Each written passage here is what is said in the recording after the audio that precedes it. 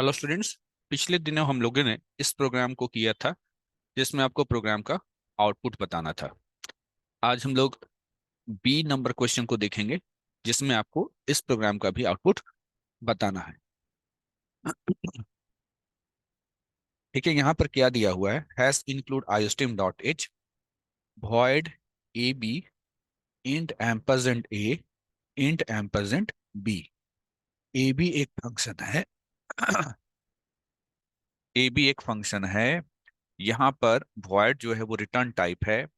यहाँ पर एंड ए एक रेफरेंस है, बी भी हमारा रेफरेंस है। यानी ये एक ऐसा प्रोग्राम है जो कि इसमें आपका ए बी एक फंक्शन है और में आप आर्गुमेंट के रूप में क्या पास करा रहे हैं, रेफरेंस पास करा रहे हैं। इस फंक्शन की बॉडी में कहा गया है कि ए और बी का वैल्यू को जोड़ करके ए में स्टोर कर दो, फिर उस ए में से बी का वैल्यू को घटा करके बी में स्टोर कर दो और फिर ए में से बी को घटा करके ए में स्टोर कर दो। देखेंगे ये क्या कह रहा है आगे चल करके। अब यहाँ पर ये जो आपका फंक्शन का जो डेफिनेशन है यहाँ पर खत्म हुआ, उसके बाद आपका यहाँ पर मेन फंक्शन शुरू हो रहा है। आपको जैसा मालूम है कि कोई भी सी प्लस प्लस का प्रोग्राम कहाँ से स्टार्ट होता है एग्जीक्यूट करना, मेन फंक्शन से। तो होगा कहाँ से काम शुरू, यहाँ से। यहाँ आप देख पा रहे हैं एक्स का वैल्यू 10 है और वाई का वैल्यू 20 है। हम लोग यहाँ एक वेरिएबल बना लेते हैं, ये आपका एक्स जिसमें 10 स्टोर है और वाई जिसमें कि 20 स्टोर है। इसके बाद देखिए a b x comma y, यानी ए बी फंक्शन को कॉल करा रहे हैं, आर्गुमेंट में एक्स और वाई को पास करा रहे हैं।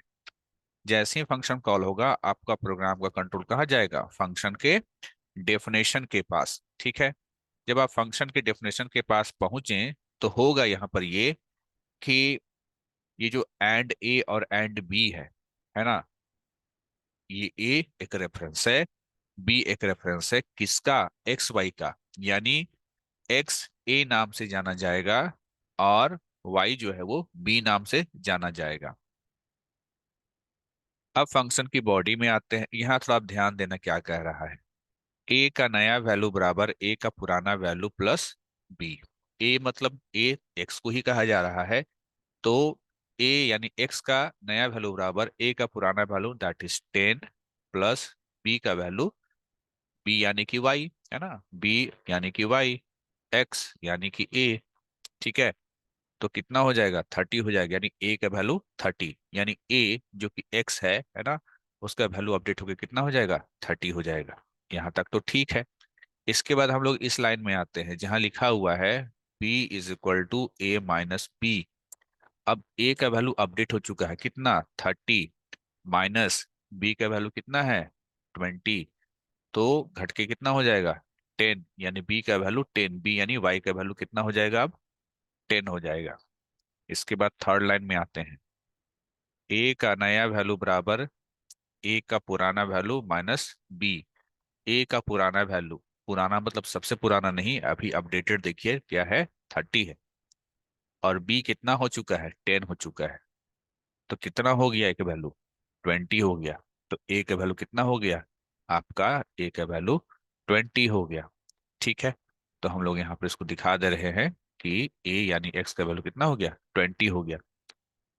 अब आप अगर गौर करो तो पाओगे कि ए का वैल्यू 20 हो चुका है और बी का वैल्यू 10 हो चुका है, जबकि कुछ समय पहले ए का वैल्यू यानी ए मतलब एक्स का वैल्यू 10 था और बी मतलब वाई का वैल्यू 20 था। तो एक प्रकार से इंटरचेंज हो गया।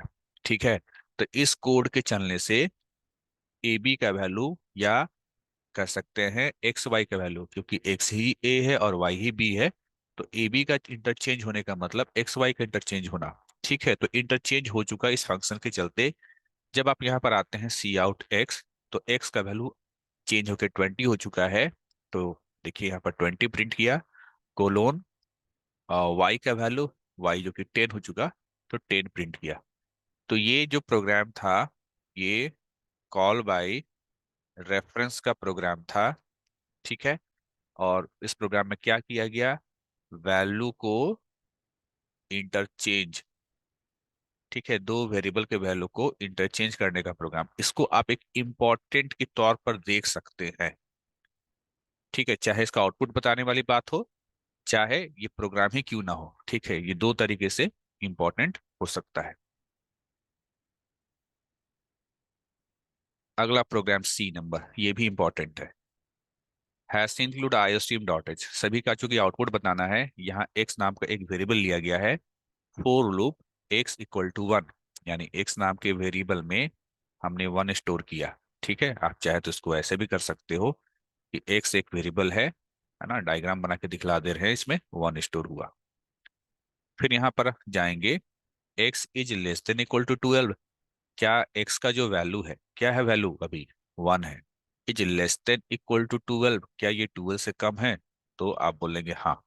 जब कंडीशन ट्रू होता है तो हम इस लूप के बॉडी के पास आते हैं। लूप का बॉडी किसको कहते हैं, तो फोर स्टेटमेंट के जस्ट नीचे जो स्टेटमेंट होता है उसको लूप का बॉडी कहते हैं। तो जैसे ही कंडीशन ट्रू हुआ, हम लोग लूप के बॉडी के पास आए और यहाँ पर कह रहा है कि सी आउट एक्स, एक्स का वैल्यू प्रिंट कीजिए। तो एक्स में तो अभी वन है। ठीक है, तो देखिए क्या प्रिंट किया यहाँ पर, वन प्रिंट किया। फिर आप यहाँ आते हैं, इस लाइन पे ध्यान दीजिएगा, यहाँ लिखा हुआ है x into equal to two. ठीक, इसका मतलब होता है एक्स का नया वैल्यू बराबर एक्स का पुराना वैल्यू गुना दो। तो एक्स का नया वैल्यू बराबर एक्स का पुराना वैल्यू क्या है, वन है। वन इंटू टू, कितना हो गया, टू। यानी एक्स का वैल्यू अपडेट होके क्या हो गया, टू हो गया। इतना होने के बाद क्या होता है, एक्स का वैल्यू अपडेट होने के बाद हम लोग फिर से जाएंगे कंडीशन के पास, और अब एक्स का वैल्यू क्या हो चुका है, टू हो चुका है। Is two is less than equal to 12, क्या टू जो है वो 12 से छोटा है, अगेन हाँ। तो फिर से जाइए सी आउट एक्स, और इस बार एक्स का जो करंट वैल्यू टू है वो देखिए, वो यहाँ पर प्रिंट हुआ। ठीक है, प्रिंट होकर फिर से आप यहाँ पर जाएंगे, यहाँ पर एक्स का वैल्यू फिर अपडेट होगा। क्या, कि एक्स का नया वैल्यू बराबर एक्स का पुराना, पुराना मतलब ये जो टू था, एक्स का पुराना वैल्यू टू, वो टू से मल्टीप्लाई किए, कितना आया, फोर आया। यानी एक्स का वैल्यू अपडेट होके फोर हो गया।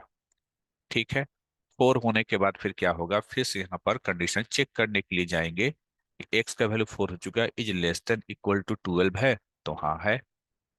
हाँ है, तो सी आउट एक्स, एक्स का वैल्यू प्रिंट कीजिए, तो देखिए क्या प्रिंट किया, फोर। तो आपको एक अंदाजा लग चुका होगा कि एक्स का वैल्यू वन हुआ, फिर अपडेट होके टू हुआ, फिर अपडेट होके फोर हुआ, अगली बार अपडेट होके एट होगा, और अगली बार अपडेट होके 16 होगा। तो आप देखेंगे कि एक्स का जो जो वैल्यू 12 से कम है वो प्रिंट करेगा, वन प्रिंट करेगा, टू प्रिंट करेगा, फोर प्रिंट करेगा, एट प्रिंट करेगा, 16 प्रिंट नहीं करेगा, क्योंकि यहाँ पर कंडीशन फिर फॉल्स हो जाएगा, है ना, कि 16 is less than equal to 12, क्या एक्स का वैल्यू 12 से कम है, नहीं। ठीक है, तो 16 प्रिंट नहीं करेगा, वन टू फोर और एट प्रिंट करेगा। तो ये इंपॉर्टेंट सवाल भी है, और ये पीवाईक्यू का सवाल है। अब बात करते हैं यहाँ पर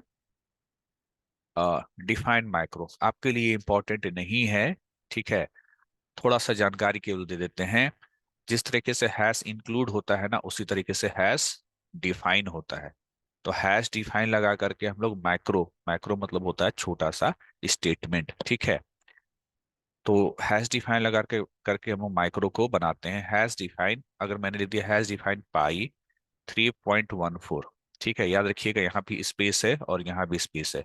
तो इस प्रकार से क्या किया हमने, पी आई पाई को हमने डिफाइन किया, यानी हम अपने प्रोग्राम में कहीं भी पी वाई लिखेंगे, पी आई लिखेंगे, तो उसका मतलब 3.14 से रिप्लेस कर दिया जाएगा। लिखा हुआ है ना, रिप्लेसेस करके ऐसा कुछ। ठीक, तो खैर आपको जो है यहाँ पर इसको देखने की आवश्यकता नहीं है, बस हल्का सा जानकारी दे दिया गया। अब अगला जो प्रश्न है, ये कुछ हद तक इम्पोर्टेंट है। ये प्रश्न आपके 11th के सी प्लस प्लस में पढ़ाया गया था, और 12th के सी प्लस प्लस में रिवीजन टूर के रूप में जो है आपको पढ़ाया गया था। ठीक है, थोड़ा सा इंपॉर्टेंट मान सकते हैं थ्योरेटिकल तौर पे देखें तो। और ये सभी प्रश्न 3 अंक के लिए ही होंगे। What is the difference between call by value and call by reference. देखिए, अभी हमने ऊपर जो प्रोग्राम किया था, दिखला देते हैं कौन सा प्रोग्राम। अभी हमने इस प्रोग्राम का आउटपुट किया था, ये कॉल बाई रेफरेंस वाला। इसमें क्या हो रहा था कि जो यहाँ पर हम लोगों ने फंक्शन के डेफिनेशन में, फंक्शन का डेफिनेशन मतलब यहाँ पर हमने फंक्शन के डेफिनेशन में एंड ए और एंड बी लिखा, मतलब ए और बी क्या था, ए और बी रेफरेंस था। ठीक है, ए और बी क्या था, ए और बी रेफरेंस था। सवाल, ए और बी किसका रेफरेंस था? तो उत्तर, ए और बी एक्स और वाई का रेफरेंस था। अब बोलेंगे एक्स और वाई का रेफरेंस क्यों था? तो याद रखिए, जब ये फंक्शन कॉल हुआ था तब प्रोग्राम का कंट्रोल यहाँ पहुंचा था, और ये जो पहला वाला एक्स है इसके लिए ये ए है, और वाई के लिए क्या है, बी है। अच्छा, इसके बाद क्या हुआ था? इसके बाद ये हुआ था कि जब आप ए बी के साथ कोई ऑपरेशन कर रहे थे तो दरअसल वो एक्स वाई के साथ हो रहा था, और जब ए बी का वैल्यू आपस में बदल गया तो एक्स वाई का वैल्यू बदल गया। यानी कि यहाँ पर फंक्शन के डेफिनेशन में जो आर्गुमेंट ए और बी था, जो रेफरेंस था, वो जब काम करता है तो जो एक्चुअल आर्गुमेंट होता है, अब ये भी याद रखिएगा एक्चुअल आर्गुमेंट किसको बोलते हैं। तो फंक्शन को कॉल कराते समय जो आर्गुमेंट पास किया जाता है उसको एक्चुअल आर्गुमेंट बोलते हैं। तो देखिए होता क्या है, कॉल बाय रेफरेंस मेथड में जो एक्चुअल आर्गुमेंट होता है उसका वैल्यू चेंज हो जाता है। लेकिन वही अगर ये कॉल बाय वैल्यू मेथड होता, और कॉल बाय वैल्यू मेथड कैसे होता है वो भी समझा दे रहे हैं। कॉल बाय वैल्यू मेथड में जानते हो क्या होता? उसमें होता ये एंड नहीं लिखते हम लोग, केवल ए लिखा रहता और केवल बी लिखा रहता।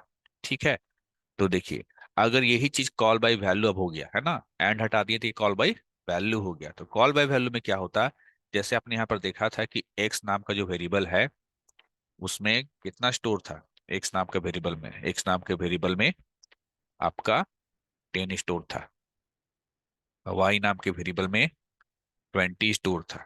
ठीक, कॉल बाय वैल्यू मेथड में क्या होता है कि जैसे ही फंक्शन आपका कॉल होगा, आप कहाँ जाएंगे, आप जाएंगे फंक्शन के डेफिनेशन के पास। यानी जैसे ही कॉल होगा आप जाएंगे फंक्शन के डिफिनेशन के पास, और यहाँ क्या हो जाता है ना, यहाँ ए और बी दो सेपरेट वेरिएबल बन जाता है। कॉल बाय वैल्यू में क्या हो जाता है, ए और बी दो सेपरेट वेरिएबल हो जाता है, अलग अलग वेरिएबल हो जाता है। पिछला बार कॉल बाय रेफरेंस में ऐसा नहीं था। और क्या होता है कि एक्स का वैल्यू जो है वो ए में कॉपी हो जाता है, और वाई का वैल्यू बी में कॉपी हो जाता है। और जब ए में एक्स का वैल्यू आ गया, बी में वाई का वैल्यू आ गया, और अगर ए और बी का वैल्यू इंटरचेंज हुआ तो वैल्यू ये इंटरचेंज होता है आपस में। ठीक है, ये हो जाएगा 20 और ये हो जाएगा 10। एक्स और वाई के साथ कोई चेंज नहीं। ठीक है, तो ए बी इंटरचेंज हुआ, एक्स वाई नहीं हुआ। इसलिए जब कॉल बाय वैल्यू मेथड, अगर हम लोग बात करें कि ये प्रोग्राम अगर हो जाता, हम लोग एंड नहीं लगाते तो आउटपुट क्या होता, आउटपुट में एक्स 10 ही दिखाता और वाई 20 ही दिखाता, क्योंकि एक्स और वाई का वैल्यू इंटरचेंज नहीं होता है कॉल बाय वैल्यू मेथड में। याद रखिए, कॉल बाय वैल्यू मेथड में एक्चुअल आर्गुमेंट के साथ कुछ नहीं होता है। कॉल बाय रेफरेंस मेथड में एक्चुअल आर्गुमेंट के साथ चेंज हो जाता है। तो यही अंतर है कि कॉल बाय वैल्यू मेथड में जो एक्चुअल आर्गुमेंट रहता है वो अनचेंज्ड रहता है, और कॉल बाय रेफरेंस मेथड में जो एक्चुअल आर्गुमेंट होता है वो चेंज हो जाता है। तो शायद यही डेफिनेशन आपको भी आगे पढ़ने को देखने को मिलेगा, जो कि यहाँ पर नीचे लिखा हुआ है। देखिए क्या लिखा है, in a call by value method the called function creates its own copies of original value. वही किया ना कि कॉल्ड फंक्शन क्या करता है कि जो ओरिजिनल वैल्यू है यानी एक्स वाई, उसका कॉपी तैयार किया ए और बी के रूप में। ठीक है, value send to it. Any changes that are made occur on the called function copy of value, मतलब ए और बी के बारे में बात हो रहा है। याद रखिए, हम पिछला प्रोग्राम से जोड़ के बात कर रहे हैं। तो ए और बी में किसी प्रकार का कोई चेंज होता है ना, any changes that are made occur on called functions copy of value, function के कॉल होने पर जो वैल्यू कॉपी हुआ एक्स और वाई का ए और बी में, तो ए और बी में किसी प्रकार का चेंज होता है तो are not reflected back to the calling function. तो उसका जो रिफ्लेक्शन है, उसका जो प्रभाव है, वो कॉलिंग फंक्शन, मतलब जहां पर आपको एक्स वाई पास कराया गया था, ठीक है, जहां पर एक्स वाई पास कराया गया था, आप चाहिए चाहे तो अपना जो गेस पेपर निकाल कर वो ऊपर वाला प्रोग्राम देख लीजिएगा। ठीक है, तो अगर आप ए बी में किसी प्रकार का चेंज करते हैं तो एक्स वाई में कोई चेंज नहीं होगा। कहने का मतलब यहाँ पर यही बताया गया है। कॉल बाय रेफरेंस में क्या होता है, in call by reference method the called function access and works with the original value using their reference. Call by reference method में क्या होता है कि जो कॉल्ड फंक्शन होता है, जब फंक्शन कॉल कराया जाता है तो जो ओरिजिनल वैल्यू होता है ना, उसको आप यूज कर लेते हो, उसके साथ काम कर लेते हो। ठीक है, रेफरेंस का सहारा लेकर के। रेफरेंस का सहारा लेकर के हम ओरिजिनल जो वैल्यू है, जो एक्चुअल आर्गुमेंट एक्स और वाई पास कराया गया था, उसके साथ जो है हम काम कर बैठते हैं। Any change that occur take place on original value and are reflected back to the calling code. इस लाइन को थोड़ा सुधार के भी आप कह सकते हैं कि किसी प्रकार का भी चेंज अगर आप रेफरेंस के साथ करते हैं, यानी ए बी के साथ किसी प्रकार का चेंज करते हैं, तो एक्स वाई में भी चेंज हो जाता है। ठीक है, थोड़ा सेंटेंस को और इजी वे में ऐसे भी लिखा जा सकता है। तो इसे हम लोग थोड़ा सा इंपॉर्टेंट मान करके चलेंगे। अगला जो प्रश्न है ये पीवाईक्यू का प्रश्न है, और इस प्रकार का प्रश्न अब एग्जाम में नहीं आता है पिछला 5 से 6 साल। ठीक है, मतलब ये प्रश्न कभी एक साल पूछा, बहुत साल पहले पूछा तो पूछा, अब इस तरह का प्रश्न नहीं आता और ना तो आएगा। ठीक है। आ, हालांकि ये जो क्वेश्चन है ये क्लास 11th का C++ का कोड है, और किसके अंतर्गत ये कोड है? लूप के अंतर्गत। ठीक है। अगला जो प्रश्न है ये भी 11th का कोड है, और ये भी जो है आपके लिए इंपॉर्टेंट नहीं है, इसको आप नहीं देखेंगे, इस प्रकार का प्रश्न नहीं होगा। अगला जो प्रश्न है वो देखिए, यहाँ पर ये कोडिंग नहीं है, यहाँ पर सिंपली ये कह रहा है कि arrange the following data types from smallest to largest. यहाँ पर क्या करना है? आपको अरेंज करना है, सबसे पहले सबसे छोटा डेटा टाइप, उससे बड़ा डेटा टाइप, उससे बड़ा डेटा टाइप, उससे बड़ा डेटा टाइप, इस प्रकार से। तो सबसे छोटा जो डेटा टाइप वो कैर होता है, मेमोरी में 1 बाइट जगह लेता है। उससे बड़ा जो शॉर्ट होता है मेमोरी में 2 बाइट जगह लेता है। उससे बड़ा इंट होता है जो मेमोरी में 2 बाइट जगह भी लेता है और 4 बाइट भी जगह लेता है, डिपेंड करता है मशीन के ऊपर। फिर उससे बड़ा होता है लॉन्ग बाइट, जो 4 बाइट जगह लेता है। उससे बड़ा होता है फ्लोट, जो कि 4 बाइट जगह लेता है, 4 या 4 से बड़ा भी होता है, ये मशीन पे डिपेंड करता है। उससे बड़ा होता है डबल, जो 8 बाइट जगह लेता है। उससे बड़ा होता है लॉन्ग डबल, जो कि 10 बाइट जगह लेता है। 10 या 10 से ज्यादा, ये भी 8 या 8 से ज्यादा, ये भी 4 या 4 से ज्यादा। ठीक है। तो ये असेंडिंग ऑर्डर में आपको सजाने के लिए कहा गया था डेटा टाइप को। अगला जो प्रोग्राम, इस तरह का प्रोग्राम का आशा आप कर सकते हैं। Write a program in C++ to find the sum of the following series. दिए गए सीरीज का सम निकालना है, यानी S = पहला टर्म 2 होगा, अगला टर्म 4 होगा, अगला टर्म 6 होगा। आप क्या देख रहे हैं? टर्म में कितना कितना का बढ़ोतरी किया जा रहा है? दो दो का, 2 से 4, 4 से 6, 6 से 8 होगा। ऐसे करते करते nth टर्म तक निकालना है। nth टर्म कहने का मतलब, जैसे 2 जो है वो पहला टर्म है, 4 जो है ये दूसरा टर्म है, 6 जो है ये तीसरा टर्म है। तो ऐसे n टर्म वाले आपको कहा गया कि पांचवा टर्म निकालिए। तो 6 के बाद 8 जो होगा ये चौथा टर्म हो जाएगा। ठीक है। 8 के बाद जो 10 होगा, है ना, 8 के बाद 8 जो है ये चौथा टर्म हो जाएगा। 8 के बाद 10 हो जाएगा, वो पांचवा टर्म हो जाएगा। तो अगर कोई n का वैल्यू, है ना, टर्म का वैल्यू 5 देता है, तो 2 से 10 तक का जोड़ दिखाए। समझ में आ गया होगा आपको प्रश्न। ठीक। ये जो प्रश्न है ये लूप से बनेगा, चाहे आप फोर लूप लगाइए चाहे आप वाइल लूप लगाइए, लेकिन सबसे आसान जो लगता है या सबसे आसान जो आपके लिए पड़ेगा वो होगा फोर लूप। ठीक। लूप में आप जानते हो कि लूप में कैसे काम करते हैं। फोर लूप में स्टार्टिंग कहाँ से करना है? 2 से, इस तरीके से। ठीक है। लेकिन देखते हैं और क्या है इसमें, क्योंकि एन टर्म के बारे में बात हो रहा है, तो थोड़ा सा हम लोग जो है देखते हैं इसको, प्रोग्राम को कैसे किया जाए।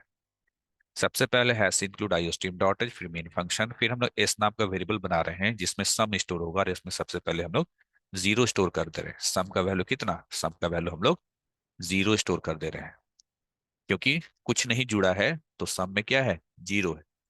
फिर आई नाम का वेरिएबल और एन नाम का वेरिएबल, तो एक आई नाम का वेरिएबल होगा हम लोगों का, और एक एन नाम का भी वेरिएबल होगा, जिसमें आप टर्म बताएंगे कि कितना टर्म डालना है। ठीक। अब देखिए यहाँ पर क्या होता है, आपसे कहा जाएगा आप स्टेटमेंट एक प्रिंट कराना, इंटर फर्स्ट टर्म, फर्स्ट नहीं लास्ट टर्म, लास्ट मतलब nth टर्म, है ना। तो लास्ट टर्म मैंने कहा 5, तो ये जो C in n मतलब 5 मैंने डाल दिया। ठीक। अब यहाँ पर क्या बोलता है कि i का वैल्यू जो है यहाँ पर 2 कह रहा है। ठीक है, i का वैल्यू 2 कह रहा है, और i < n। यहाँ पर थोड़ा सा कोड में आपका गलती है, क्योंकि टर्म तो 1 से शुरू होगा ना, कि पहला टर्म, दूसरा टर्म, तीसरा टर्म, चौथा टर्म, इस तरीके से। ठीक है। तो यहाँ पर जो इनिशियलाइजेशन लिया है ये थोड़ा सा यहाँ पर गलत है। आप इस प्रोग्राम को बहुत सारे तरीके से बना सकते हैं, हम अपना तरीका बता रहे हैं, हम अपने लॉजिक से चलते हैं। जैसे सोचिए कि पहला टर्म टू प्रिंट करवाना है। ठीक है, पहला टर्म क्या प्रिंट करवाना है? टू प्रिंट करवाना है। और आखिरी टर्म क्या होगा? आखिरी टर्म होगा जो एनवा टर्म, इस तरीके से। तो थोड़ा सा माइंड लगाइए कि क्या होना चाहिए। ठीक है, कैसे इसको हम लोग को करना है।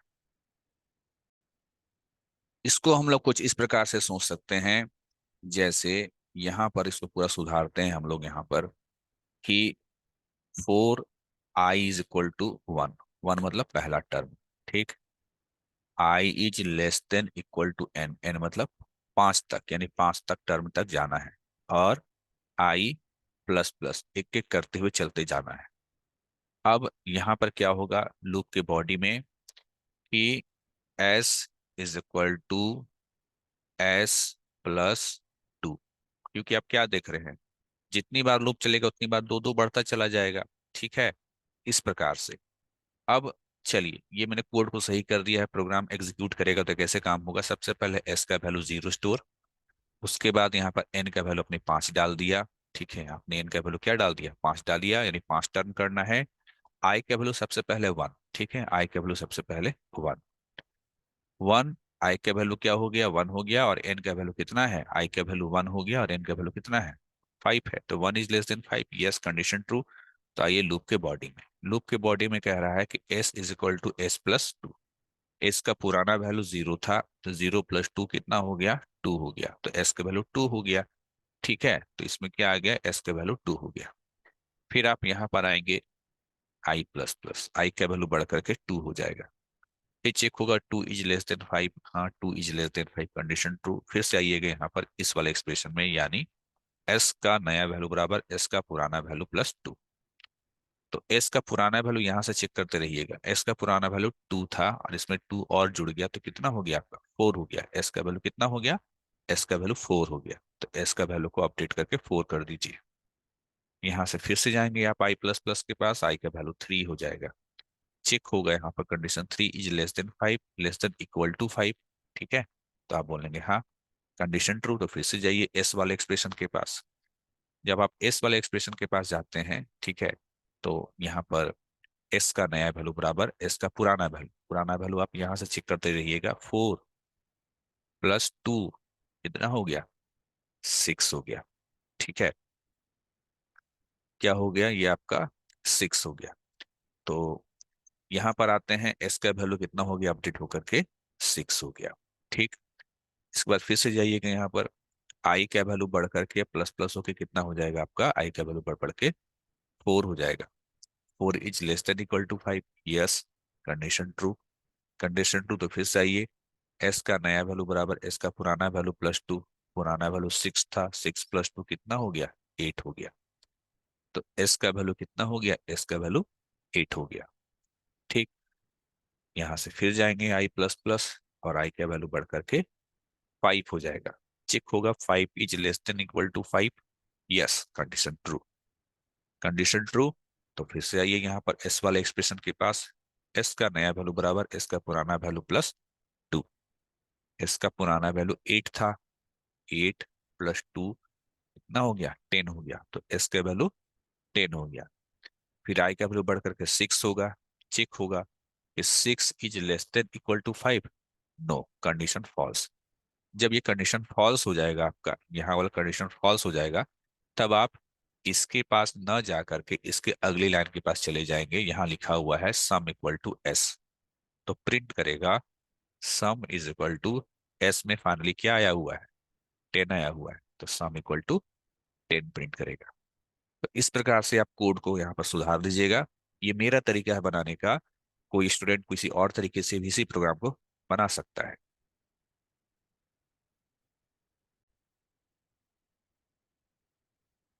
अगला जो प्रश्न है, इस प्रकार का प्रश्न नहीं आएगा। ठीक है, हालांकि ये डिफॉल्ट आर्गुमेंट वाला प्रोग्राम है ना। इस तरह का प्रश्न नहीं आएगा।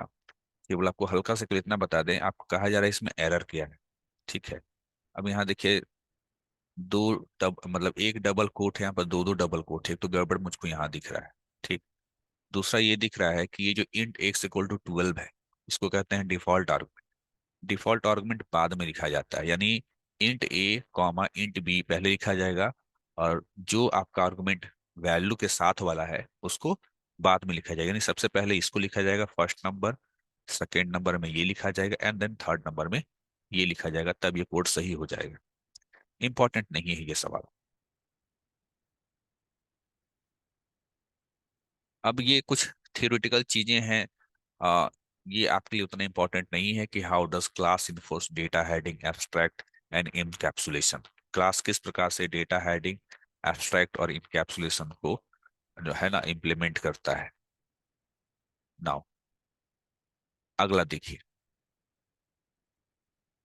अगला जो प्रश्न है यहाँ भी उसी प्रकार का प्रश्न है। गौर करने वाली बात यहाँ पर यह है कि 1 -2 + 3 -4 plus up to nth term, n term तक करना है। लेकिन यहाँ पर देखिए कि जो ऑड नंबर है वो जुड़ रहा है, 1 जुड़ रहा है, 3 जुड़ रहा है, इसके बाद 5 जुड़ेगा, और जो इवन नंबर है वो नेगेटिव है, तो -2 -4 -6 हो जाएगा। मतलब समझ में आपको आ ही रहा होगा कि ऑड नंबर अलग जुड़ेगा, इवन नंबर अलग जुड़ेगा। ऑड नंबर जो होंगे वो पॉजिटिव होंगे, इवन नंबर वाले जो है वो जुड़ करके नेगेटिव होंगे, तो पॉजिटिव से नेगेटिव हो करके आपको कुछ आंसर मिल जाएगा। और गौर करने वाली बात यहाँ पर है कि यहाँ पर एक एक बढ़ रहा है, पिछले वाले प्रोग्राम में दो दो बढ़ रहा था, यहाँ एक एक वैल्यू बढ़ रहा है। तो आई, तो यहाँ पर जो है जो सम वाले जो चीज है उसमें थोड़ा सा अलग सा देखने को हम लोग को मिलने वाला है।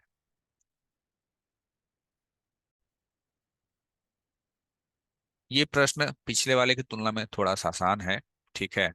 आसान भी है, थोड़ा सा कठिन भी है, ठीक है। आसान इसलिए है कि यहाँ पर पिछला बार जो टर्म वाला आया था वो वाला प्रॉब्लम यहाँ पर वैसा कुछ ज्यादा दिक्कत नहीं करने वाला है। देखिए क्या करते हैं हम लोग, hash include I stream dot सबसे पहले लिखते हैं मेन फंक्शन। एस नाम का वेरिएबल जिसमें जीरो स्टोर है, आई नाम का वेरिएबल और एक एन नाम का वेरिएबल। यहाँ पर कह रहा है इंटर लास्ट टर्म। यहाँ सोच के देखिए कि अगर कोई टर्म एन डाल देगा, 10 डाल देगा ना, टर्म क्या डाल देगा, 10 डाल देगा, तो सीरीज इस प्रकार का होना चाहिए कि 1 -2 + 3, है ना, -4 + 5 -6 +7 -8 +9 -10, यही होगा ना। जितना भी नेगेटिव होगा, -2 और -4 -6, -6 और -6 -12, -12 और -8 कितना हो गया, -20। अब पॉजिटिव वाले को जोड़ लेते हैं, 1 और 3 4, 4 और 5 9, 9 और 7 16, 16 और 9 25, यानी पॉजिटिव में 25। तो सॉल्यूशन कितना आएगा, +5 आएगा, ठीक है। तो अगर हम आई का वैल्यू 1 से शुरू करें और आई का वैल्यू कहाँ तक लेके चले, 10 तक लेके चले, 10 मतलब एन तक लेकर चले, यही करना होगा, ठीक है। इसमें से क्या करना होगा कि जो ऑड नंबर होंगे उसको अलग जोड़ना होगा, और जो इवन नंबर होंगे वो अलग जोड़ना होगा, यही करना होगा, यही लॉजिक होगा। तो चलिए हम लोग इसको करते हैं। यहाँ पर प्रश्न में आपको कुछ नया भी सीखने को मिलेगा, जानने को मिलेगा, और फोर लूप का आपका प्रैक्टिस भी हो जाएगा। तो हम लोग क्या करते हैं कि आपसे यहाँ पर पूछा जा रहा है कि इंटर लास्ट टर्म। तो हम लोग यहाँ पर ऐसा करते हैं कि जो लास्ट टर्म है वो हम लोग मान लेते हैं 6 डाल देते हैं, या चलिए 8 डाल देते हैं, ठीक है। 8 डाल देते हैं, यानी एन का वैल्यू कितना डाल दिए, 8 डाल दिए। यानी ये लूप जो है आपका आई का वैल्यू 1 से लेकर के एन तक यानी 8 तक जाएगा, ठीक। अब देखिए सबसे शुरू में आई का वैल्यू मान लीजिए हम लोगों ने 1 लिया, क्या ये less than equal to N, है ना, एन यानी कि लेस देन इक्वल टू 8 है, तो हाँ है। कंडीशन ट्रू, तो देखिए ये फोर लूप का बॉडी यहाँ से यहाँ तक है। यहाँ पर इवन वाले नंबर को अलग छांटा जाएगा और ऑड वाले को अलग छांटा जाएगा। कैसे छांटा जाएगा वो यहाँ देखिए। इफ आई मॉड 2, आई मेरा याद रखिए 1 है, 1 mod 2, इसका मतलब क्या, इसका मतलब ये हुआ कि 1 को आप 2 से डिवाइड कीजिए। 2 का टेबल में 1 नहीं आता है, ये भी याद रखना है, दशमलव वाला भाग नहीं देना है, ठीक। तो यहाँ पर क्या होगा कि ये भाग नहीं लगेगा, तो ये 1 क्या होगा, ये शेषफल बच जाएगा। और इस ऑपरेटर का काम ही होता है शेषफल देना।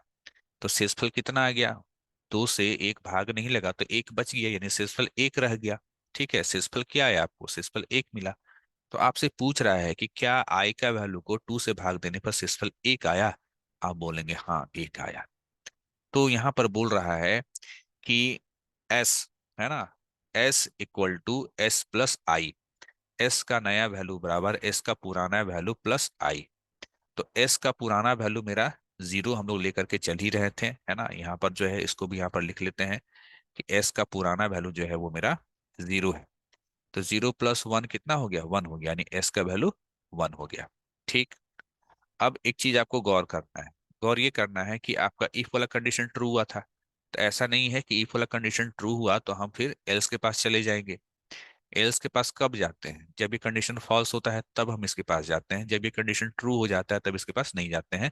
तब हम लोग यहीं से घूम के आएंगे आई प्लस प्लस के पास। जब आई प्लस प्लस के पास आप जाते हो तो आई का वैल्यू जो है उसको भी आपको इंक्रीमेंट करना है। चलिए आई का वैल्यू के लिए हम लोग यहाँ पर एक डायग्राम बना लेते हैं, जिसमें आई का जो वैल्यू था शुरू में वन था, अब बढ़ करके टू हो गया। फिर चेक होगा कि आई का value two is less than equal to eight, तो हाँ कंडीशन ट्रू। तो फिर से आइए अंदर यहाँ पर, सबसे पहले इसके पास आइए। आई का वैल्यू टू हो चुका है, टू मॉड टू, यानी दो को दो से भाग दो। तो एक बार में चला गया, सेस्पल कितना आया, जीरो आया। तो बोल रहा है कि क्या सेस्पल वन आया, आप बोलेंगे नहीं सेस्पल वन नहीं आया। तो कहाँ चले जाएंगे, एल्स के पास। एल्स क्या बोलता है ध्यान दीजिएगा, एस का नया वैल्यू बराबर एस का पुराना वैल्यू माइनस आई। एस का जो पुराना वैल्यू था देख लीजिएगा वन था, और आई का वैल्यू क्या हो चुका है, टू हो चुका है। तो कितना हो गया, one minus two minus one, यानी यहाँ पर इसका वैल्यू क्या हो गया, माइनस वन हो गया। यहां से फिर से जाएंगे आई प्लस प्लस के पास, और आई का वैल्यू बढ़ के कितना हो जाएगा, थ्री हो जाएगा। आई का वैल्यू थ्री हुआ, three is less than equal to eight, क्योंकि फोर लूप के कंडीशन के पास तो बार बार चेक करेगा, है ना। तो आप बोलेंगे कि हाँ three is less than equal to eight, three is less than equal to eight, condition true. फिर आप यहाँ आएंगे इफ के पास, आई यानी कि थ्री मॉड टू, यानी तीन को दो से भाग दो। तो दो एकम दो, शेषफल एक, शेषफल एक बच रहा है। याद रखिएगा दशमलव वाला भाग नहीं देना है। आपसे पूछ रहा है क्या शेषफल एक बचा, आप बोलेंगे हाँ। तो बोल रहा है कि तब ये करो, क्या करो, तो एस का नया वैल्यू बराबर एस का पुराना वैल्यू प्लस आई। क्या, एस का नया वैल्यू बराबर एस का पुराना वैल्यू, पुराना वैल्यू देखिए माइनस वन हो चुका था, और आई का वैल्यू क्या हो चुका है, आई का वैल्यू देख लीजिए यहाँ पर थ्री हो चुका है। तो माइनस वन प्लस थ्री क्या हो गया, टू हो गया। ठीक, तो क्या हो गया, टू हो गया। ठीक है। अब यहां से फिर से जाएंगे आई प्लस प्लस। अब आई का वैल्यू बढ़ के कितना हो जाएगा, अब आई का वैल्यू बढ़ करके फोर हो जाएगा। ठीक है। तो चलिए हम लोग आई का वैल्यू को फोर कर लेते हैं, आई का वैल्यू फोर कर लेते हैं। Four is less than equal to eight, तो हाँ कंडीशन ट्रू। अब जब कंडीशन ट्रू हो गया तो फिर से आप इस फोर लूप के बॉडी के पास आइएगा। कहाँ, यहाँ पर सबसे पहले इफ मिलेगा।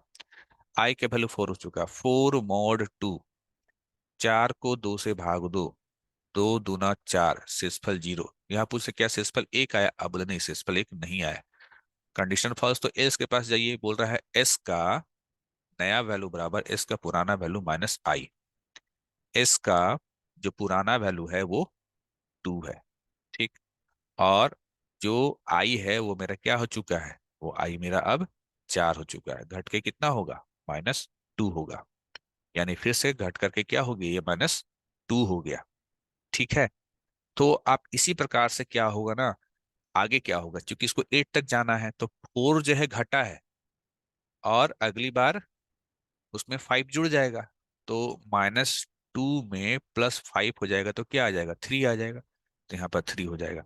अगली बार जब आई का वैल्यू सिक्स होगा, तो सिक्स जो होगा वो हम लोग का क्या होगा, सिक्स जो है वो आपका यहाँ पर इस वाले में कंडीशन जो है ट्रू नहीं होगा। आप यहाँ चले आएंगे तो क्या होगा आपका यहाँ पर, कि जो वैल्यू आया है आपका सम में थ्री, है ना, थ्री माइनस सिक्स यानी कि माइनस थ्री। ठीक है। तो इसी प्रकार से जो है ये पूरा एट तक चलेगा। ठीक है, तो इसको आप खुद से भी प्रैक्टिस कीजिए, मैंने कुछ दूर तक बता दिया है, आगे आप खुद से भी कर सकते हैं।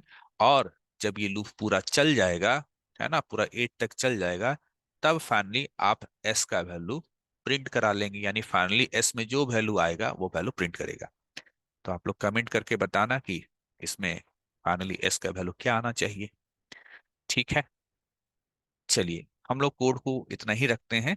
अगली वीडियो में हम लोग और भी प्रैक्टिस करेंगे। और देखिए, ये जितना भी कोडिंग को है ना, इसको इसी प्रकार से धीरे धीरे, है ना, अभी एग्जाम में अभी भी हम कहते हैं टाइम है, ठीक है, कम से कम कोडिंग को लेकर के, क्योंकि ऐसा है ना कि कोडिंग को आपको हर दिन थोड़ा थोड़ा प्रैक्टिस करना है। तो इस वीडियो के माध्यम से आप लोगों का हर दिन थोड़ा थोड़ा इसका प्रैक्टिस होता भी चला जाएगा। ठीक है।